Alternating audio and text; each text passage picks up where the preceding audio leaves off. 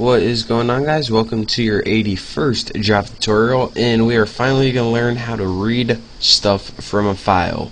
So as you can already see, I created this Chinese.txt file and I added 3 more records to it.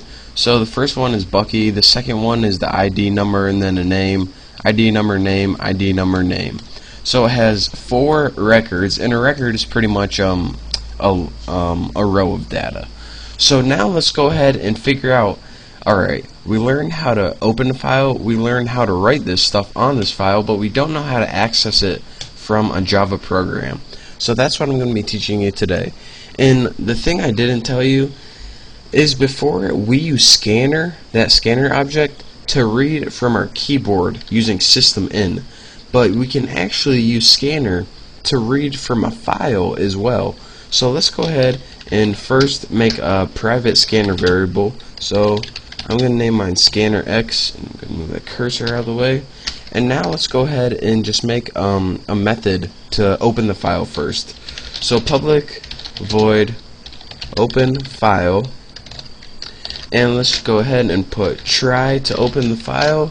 So we're going to set X. And again, here's where we're going to put new scanner.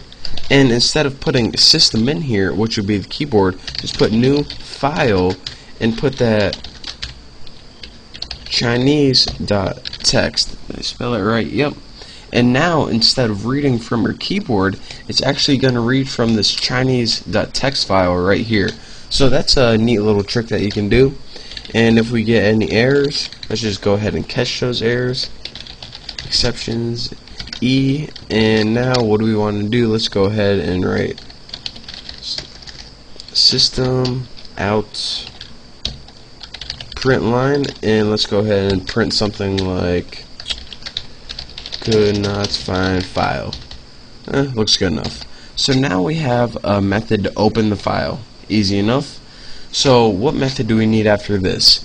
Well, this tutorial is all about reading files, so let's go ahead and make a method to read the data from that file.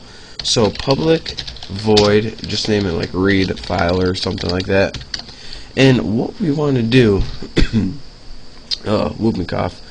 The first thing we want to do is create a while loop, and it goes something like this: while, put your file name, which is X, and then we want to put has next. And what this is going to do, it's a built-in method.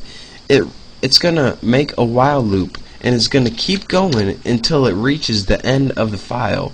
So it's going to loop through this, and has next pretty much means, if you hover over it, another input. So as long as there's something there, it's going to continue. As soon as there's nothing there and it reaches the end of the file, this is going to be false, and this while loop is going to break out. So that's why we can write while X has next. It pretty much means while the file X has something in it. So what we want to do is, you see, each of these records has an ID number, a first name, and a last name. So we're going to want 3 variables to hold those. String A, and let's go ahead and copy that. Actually, we're going to put string A equals X dot next. And what this means is pretty much it's going to do this. Well, let me finish writing all my variables down. I'll tell you guys what it does. String A equals next, and this is going to be B and C. What it's going to do is this. It's going to loop through the very first thing it sees, and it's going to assign 20 equal to A. Then it's going to assign Bucky equal to B and Roberts equal to C. And then what we're going to put after this is we're just going to go ahead and print those out. So system out print, actually printf would be better. So let's go ahead and print just 3 string variables. So %s space %s space %s, and those variables of course are A, B, and C. So now what it's going to do is, after it gets those 3, it's going to print it out, and might want to put a new line there, and then it's going to go, alright, next 60A, Joe is B, and Doe is C. Now I'm going to print all those out, and it's going to keep printing those out until it gets to the end of the file, which is right here, and then it's going to break out of that while loop. So that's actually the only thing we need in this read file method right there. So now we just need that one last method, and what this is going to do is close the file. So public void close file, just like that. And all we want this to do is close that file X. And now looks like we got everything. Check for errors. And now we can go ahead and start putting it in our main. So let's go ahead and put read file. I did name that read file. Yep. R equals new read file. Doesn't take any parameters. And now let's go ahead and put r.open file, r.read file, and r.close file right there. So now what this is going to do is call open file to open it, read the stuff from it, and close it when we're done with it. So now let's go ahead and run this, and we'll see what we got. We got pretty much exactly what is in our text file. 20 Bucky Roberts. It just printed all this out. It stored this in A, B, C, printed it out. Then it got 3 new variables, stored this in A, B, C, printed out, A, B, C, A, B, C. And then it got to the end of the file and it broke out. So again, let me make sure that's in there, and I'll tell you guys how this worked one last time. We made a new scanner variable X because remember, we can use scanner to not only read from our keyboard but also read from files.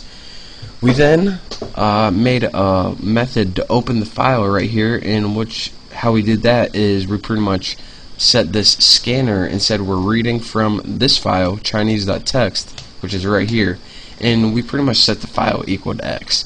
This error is handling because we programmed it awesomely, and we don't need error handling because we don't have any errors.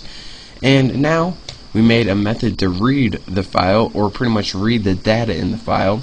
And how we did this is we pretty much set variables equal to each one of these items, or words, or strings. Choose your word. And then when we got 3, we printed it out on the line. And then we got a new line, got 3 more, printed it out, 3 more, printed it out. And it does that until it reaches the end of the file using the hasNext function. And last but not least, we close the file because, you know, it's just good programming. So that is that for how to read a file in Java. That's it. I mean, nothing else to say except thank you guys for watching. Don't forget to subscribe, and I will see you next time.